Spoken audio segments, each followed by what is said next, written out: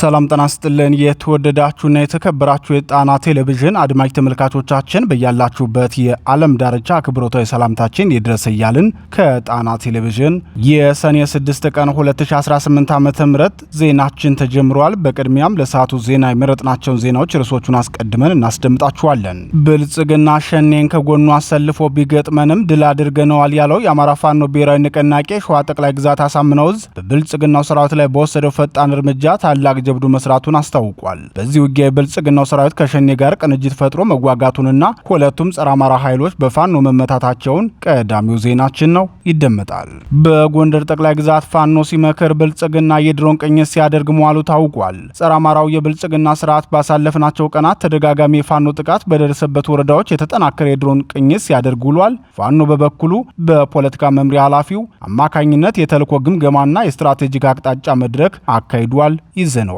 ህወሓትና ብልጽግና ያዋረዱትን አሜሪካ አከበረችው። የመላው ጥቁር ህዝብ የድል ምልክት የሆነው የአድዋ ድል በዓልና የድሉ መሪዎች በኢትዮጵያ ተገቢውን ክብር እንዳያገኙ ማንነትን መሰረት ያደረገው የኢትዮጵያ ፖለቲካ ቢረብሸው አሜሪካውያን ተገቢውን ክብር ሰጥተውታል። ምንድነው የሆነው? ዜናችን ይነግራችኋል። ህወሓትና ብልጽግና ተጣምረው ሊወጉኝ ነበር ያለችው ኤርትራ ባለፉት 8 ወራት በኢትዮጵያና በብልጽግናው መንግስት ላይ ያልተሰሙ መረጃዎችን ማውጣቷን ቀጥላለች። የኤርትራው መንግስት ዛሬ ደግሞ አዲስ መረጃን በማስታወቂያ ሚኒስትሩ በኩል ይፋ አድርጓል። ታደምጡታላችሁ። የኤምባሲውን ጥያቄ ብልጽግና ውድቅ አደረገ። በኢትዮጵያ ለሙያዊ ኃላፊነት ስትንቀሳቀስ የነበረችዋን ፈረንሳዊት ጋዜጠኛ ኦገስቲን ፓስሊን ከኢትዮጵያ እንድትባረር መደረጉን በተመለከተ የፈረንሳይ ኤምባሲ የኢትዮጵያ ሚዲያ ባለስልጣን ማብራሪያ ብንጠይቅም ምላሽ ሊሰጡን አልፈለጉም ሲል ከሷል። ሌላኛው ዘገባችን ነው። የተወደዳችሁና የተከበራችሁ የጣና ቴሌቪዥን አድማጭ ተመልካቾቻችን እነዚህንና ሌሎች ዜናዎችን ይዘናል። እስከ ፍጻሜው አብራችሁ እንድትቆዩ እየጋበዝን ወደ ዝርዝር ዜናዎቹ እናልፋለን።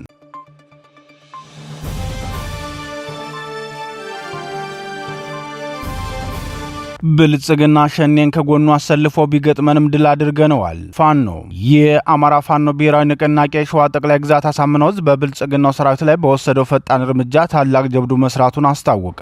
በዚህ ውጊያ የብልጽግናው ሰራዊት ከሸኔ ጋር ቅንጅት ፈጥሮ መዋጋቱንና ሁለቱም ጸረ አማራ ኃይሎች በፋኖ መመታታቸውን የሸዋ ጠቅላይ ግዛት አሳምነው ዕዝ ህዝብ ግንኙነት መምሪያ ገልጿል።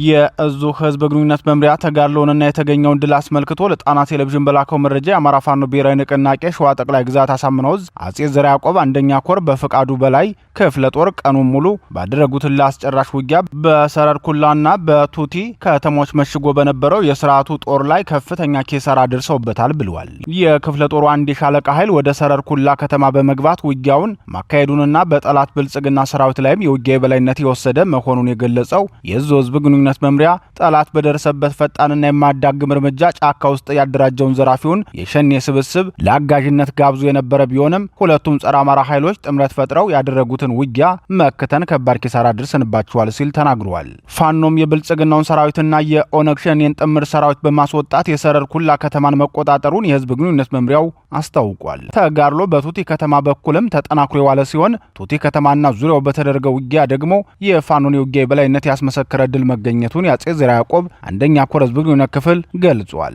ጠላትን ከምሽግ በመሳብ ከተማዋን ለቆ እንዲወጣ አስገድደነዋል። ጠላት የሚተማመንበትን ምሽጉን ከተነጠቀና ካምፑም ከተመታበት በኋላ ከተማዋን ለቆ በመውጣት የወገን ኃይል ከተማዋን ሙሉ በሙሉ ተቆጣጥሯል ሲል ተናግሯል። በዚህ ውጊያ የብልጽግናው ሰራዊት ከደረሰበት ሰዋዊ ኪሳራ መካከል አንድ የባዲን ካድሬና 3 መንገድ ሲመሩ የነበሩ የሚሊሻ አባላት እርምጃ ተወስዶባቸዋል። ከዚህ በተጨማሪም የአማራን ህዝብ የህልውና ትግል ከርተው ለስርዓቱ የገበሩ የቀድሞ የፋኖ አባላት እርምጃ ተወስዶባቸዋል። ብልጽግናው በአማራ ህዝብ ላይ የከፈተውን የዘር ማጥፋት ጦርነት በስኬት እንዲያካሄድ የሚያስችሉት በቀዳሚነት የባዲን ካድሬዎች ናቸው። ካድሬው መንግስታዊ መዋቅሩን ተጠቅሞ በገጠርና በከተማ እየተንቀሳቀሰ ሚሊሻን በመመልመልና ወደ ማሰልጠኛ በማስገባት ህዝቡን አስገድዶ ገንዘብ እንዲያዋጣ በማድረግ ግብር በመሰብሰብ በማሸማቀቅ እንዲሁም ለስርዓቱ ሰራዊት ምቹ ሁኔታዎችን በመፍጠር የዘር ማጥፋት ጦርነቱ ቀዳሚው ተባባሪና ዋና ምርኩዝ ነው። በመሆኑም በጦርነቱ ፋኖ በባዲን ካድሬዎች ላይ እርምጃ ሲወስድ የስርዓቱ መተማመኛ ምርኩዞች ቀስ በቀስ እየረገፉ እንደሚሄዱ የፖለቲካ ተንታኞች ይናገራሉ።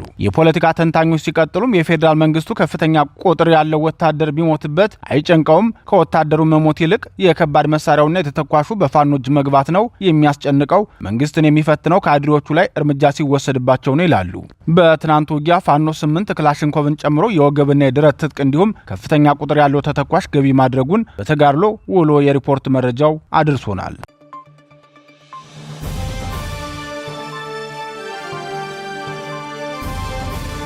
የጎንደሩ ምክክርና የድሮን ቅኝት። በጎንደር ጠቅላይ ግዛት ፋኖ ሲመክር ብልጽግና የድሮን ቅኝት ሲያደርግ መዋሉ ታወቀ። ጸረ አማራው የብልጽግና ስርዓት ባሳለፍናቸው ቀናት ተደጋጋሚ የፋኖ ጥቃት በደረሰበት የድራና እስቴ ወረዳዎች የተጠናከረ የድሮን ቅኝት ሲያደርግ ውሏል።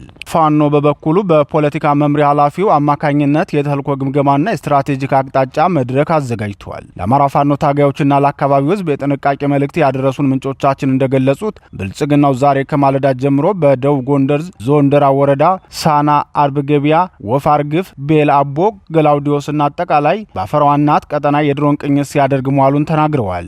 ባለፉት ሳምንታትና ወራት በእነዚህ ቀጠናዎች የአማራ ፋኖ ብሔራዊ ንቅናቄ ጎንደር ጠቅላይ ግዛት በላይ ዕዝ ሜጀር ጄኔራል ባንታ አንደኛ ኮር ተከታታይ ድል ያስመዘገበባቸውና የብልጽግናውን ስርዓት ወታደራዊና ፖለቲካዊ ኃይሉን ያዳከመባቸው ቀጠናዎች ናቸው።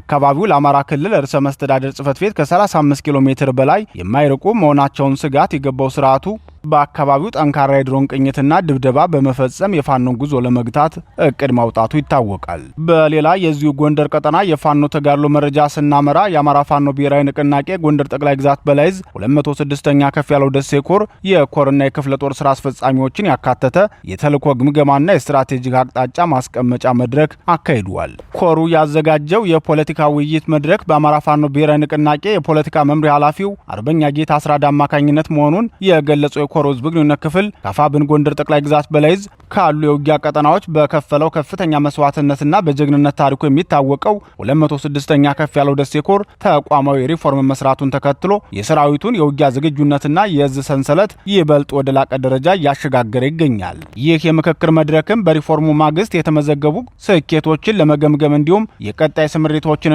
ስልታዊ ግቦችን ለመቅረጽ ታስቦ የተዘጋጀ ነው ብለዋል። ባለፉት 2 ወራት በኮሩ የኃላፊነት ቀጠና ውስጥ የተከናወኑ ወታደራዊና አስተዳደራዊ ተግባራትን በጥልቀት መገምገማቸውን የ206ኛ ከፍ ያለው ደሴ ኮር ህዝብ ግንኙነት ክፍል አስታውሶ ኮሩ በስትራቴጂ በሎጂስቲክ አቅርቦትና በኃይል ግንባታ ረገድ ያስመዘገባቸውን ውጤቶች በምክክር መድረኩ ተመዝነዋል። በተለይም የሰራዊቱን የውጊያ ስነ ምግባርና ዝግጁነት በዘላቂነት ለማስቀጠል የሚያስችል አዲስ የኮሩ መተዳደሪያ ደንብና የዲሲፕሊን መመሪያ ላይ ሰፊ ውይይት ተደርጎበታል በማለት በአርበኛ ጌታ አስራዳ የተመራው ምክክር መድረክ ሚናውንና አስተዋጽኦውን ገልጾታል።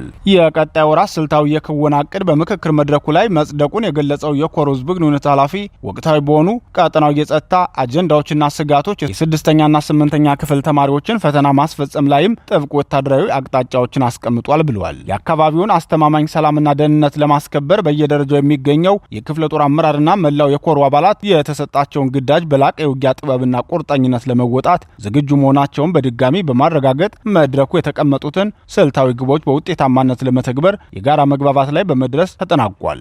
የፖለቲካ መዳረሻ ግብ ያለው የትጥቅ ትግል ከመደበኛ ውጊያ በበለጠ መዳረሻ ግብን ታሳቢ ያደረገ እቅድ፣ የእቅድ አፈጻጸም፣ የግዳጅ አፈጻጸም፣ የህዝባዊ ውይይትና የሰራዊት ፖለቲካዊ ግንዛቤ እንዲሁም የድርጅት ርዕዮተ ዓለም ግንባታ በተከታታይ መስራት ይጠበቅበታል። ፋኖም እስካሁን እነዚህን ወሳኝና መሰረታዊ የሆኑትን ስራዎች በስፋት አለማከናወኑ በትግሉ ላይ የራሱን የቻለ አሉታዊ ሚና እንዲጫወት አድርጎት ቆይቷል። ከዚህ በኋላ እንደዚህ አይነት ድክመቶች እየተቀረፉ ሰራዊቱም ከጠላት ጋር ከመፋለም በተጓዳኝ ዋና ግቡ የድርጅት ርዕዮተ ዓለም ግንዛቤ የአማራ ህዝብ ጠላትና ወዳጅ ልየታን በምክንያታዊነት የሚረዳ እንዲሆን ማድረግና የአማራ ህዝብ ከፋኖ የሚጠብቀውን መስጠት እንዲችል የፖለቲካ ትምህርት ማካሄድ እንደሚገባ ተንታኞች ይናገራሉ። አፋብንም ይህን ድክመቱን በመረዳት እስከ ታችኛው የሻለቃ አመራር የሚደርስ የፖለቲካ ትምህርት ለመስጠት ማሰቡን አስታውቋል።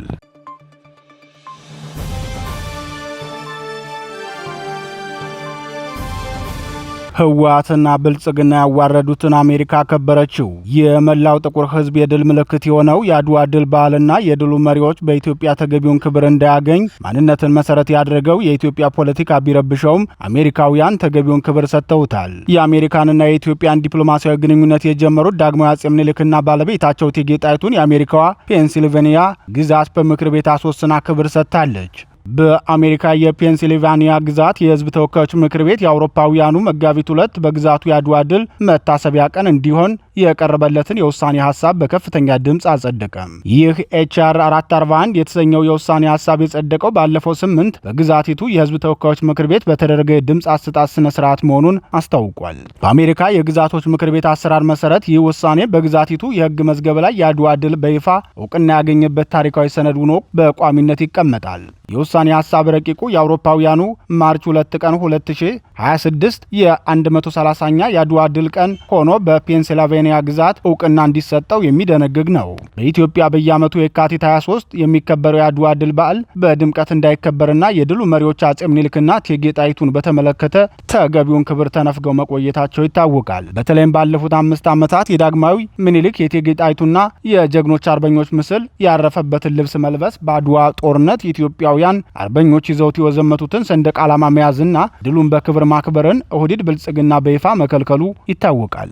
ሆኖም የአሜሪካዋ ፔንሲልቫኒያ ግዛት በሪፐብሊካንና በዲሞክራቲክ ፓርቲ እንደራሴዎች በተሰጠ የ195 ከፍተኛ የድጋፍ ድምፅና በ6 ተቃውሞ ብቻ የአድዋ ድል በዓልን በግዛቲቱ እንዲከበር ወስኗል። ኤችአር 441 የረቂቅ ውሳኔ ሐሳቡን ለፔንሲልቫኒያ የህዝብ ተወካዮች ምክር ቤት ያቀረቡት የሰሜን ፊላደልፊያ ሜንገመሪ ካውንቲ የህዝብ ተወካይ የሆኑት ሴናተር ቤንጃሚን ሳንቼዝ ናቸው። ሴናተሩ ረቂቁን ለምክር ቤቱ ባቀረቡት ዕለት ባደረጉት ንግግር አድዋ ለአፍሪካ አሜሪካውያን ታላቅ ትርጉም ያለው ድል ነው።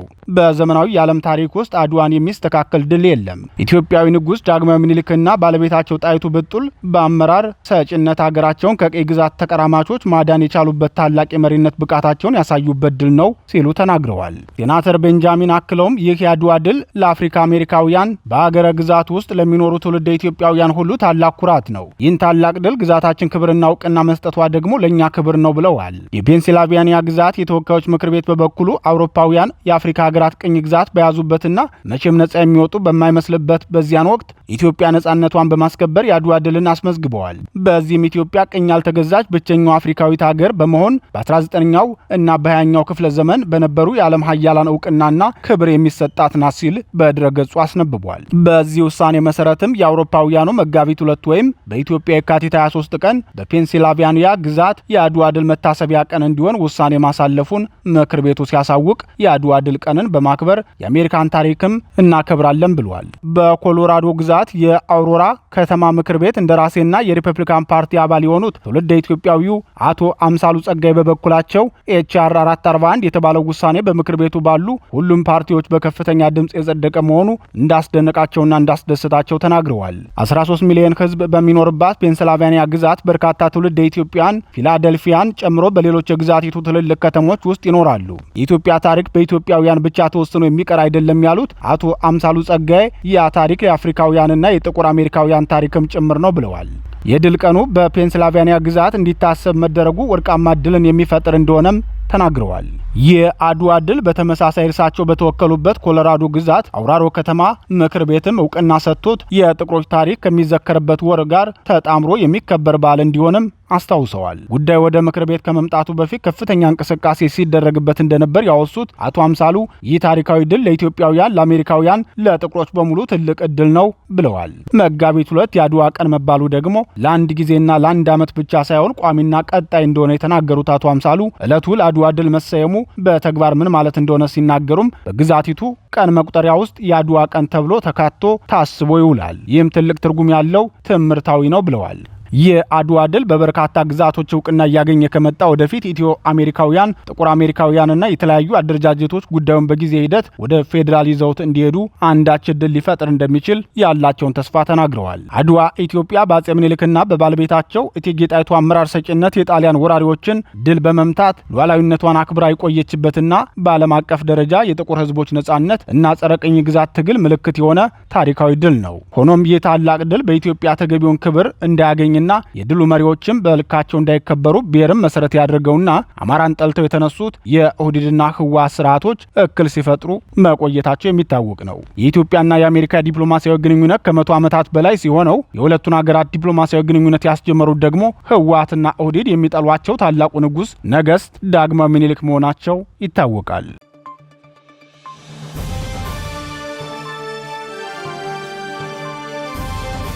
ህወሓትና ብልጽግና ተጣምረው ሊወጉኝ ነበር።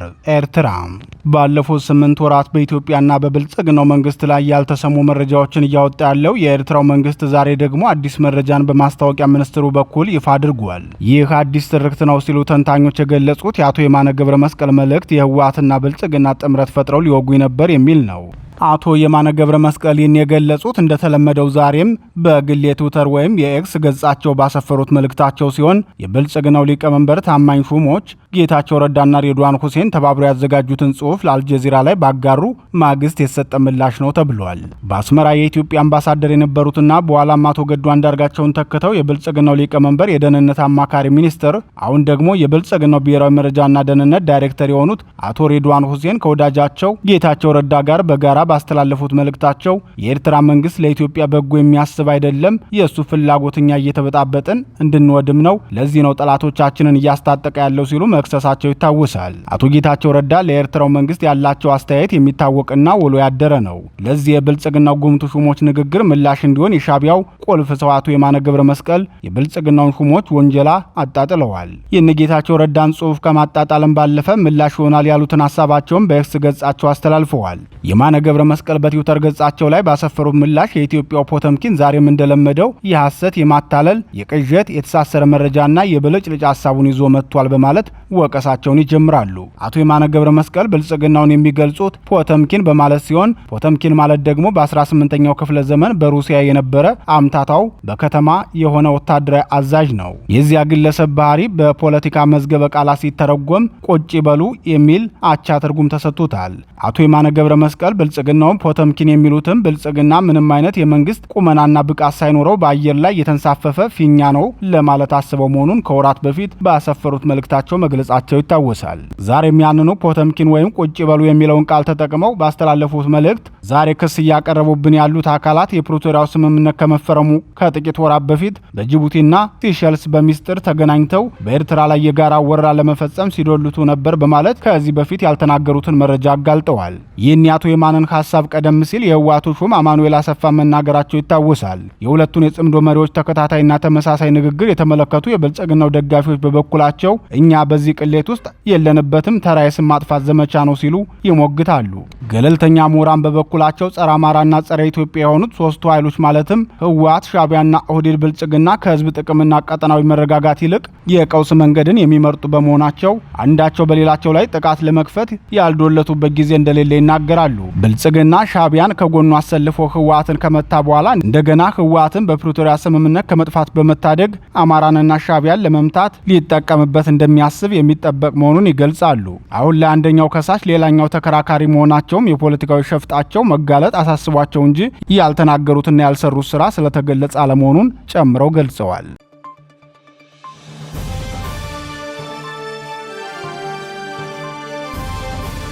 የኤምባሲውን ጥያቄ ብልጽግና ውድቅ አደረገ።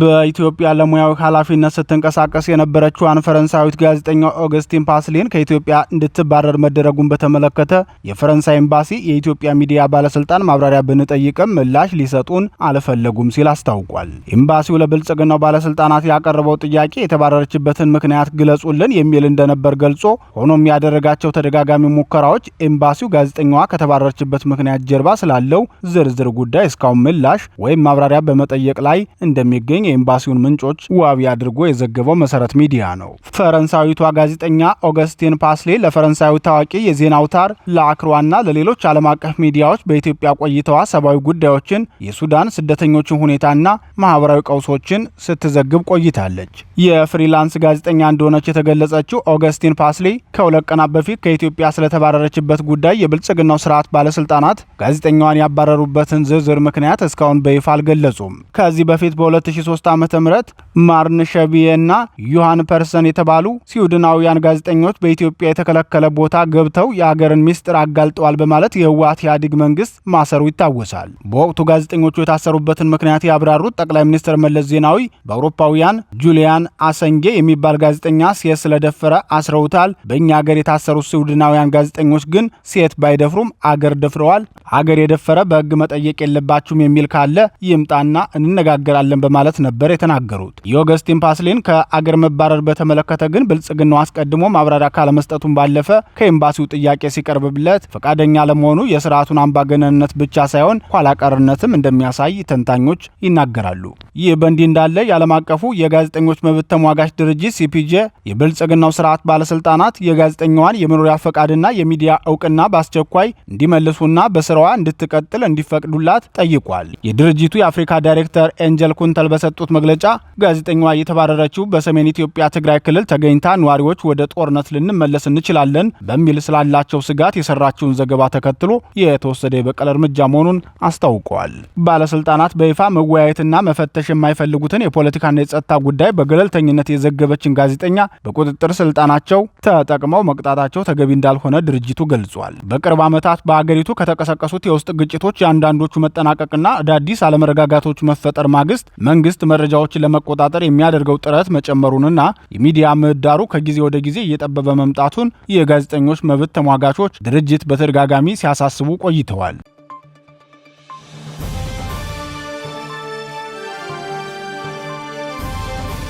ክቡራትና ክቡራን የጣና ቴሌቪዥን አድማጭ ተመልካቾቻችን የሰዓቱ ዜናችን የተከታተላችሁትን ይመስል ነበር። ምርጫችሁ ስለምታደርጉን ከልብ እናመሰግናለን። ተሰናበትናችሁ። ጤና ይስጥልን።